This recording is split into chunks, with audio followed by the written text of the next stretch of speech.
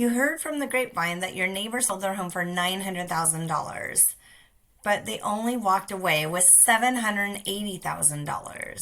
Wait, what happened to all that money? You've owned your home for years and now it's time to move, maybe out of Washington altogether? The one big question that every home seller asks is, how much money will I actually walk away with after I sell? In King County, selling your home isn't just about the sales price, it's about what you actually put in your pocket. Today I will show you exactly how to calculate net proceeds from the sale of a house. No surprises and no fluff. Here's the truth. Selling a house is very, very expensive. Net proceeds is what you have left after paying off all the expenses. Mortgages, closing costs, commissions, and taxes. If you don't plan for all of these expenses, you're setting yourself up for shock. So here's the formula.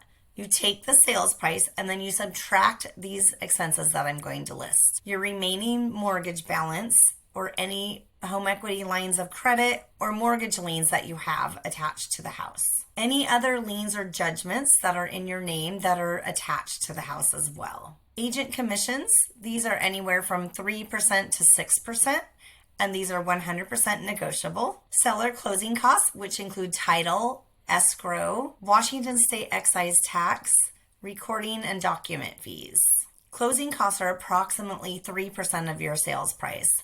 Washington state excise tax is almost 2% of that, which adds up very quickly. Any repairs or concessions to the buyer that you've negotiated in your offer. If you're in a homeowners association, the HOA sometimes will charge a fee to gather any minutes and resale documents that they have. They also will charge a transfer fee to transfer to the new buyer, and many times that is a seller expense.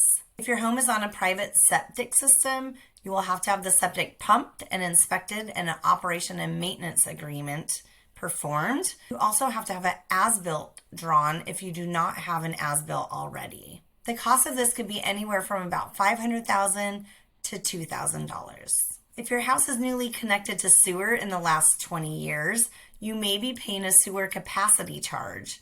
You may have to pay this off at closing depending how it is negotiated in the offer. After all of these expenses, you subtract them from your sales price and you will have the net proceeds. That is the money that will be left in your pocket.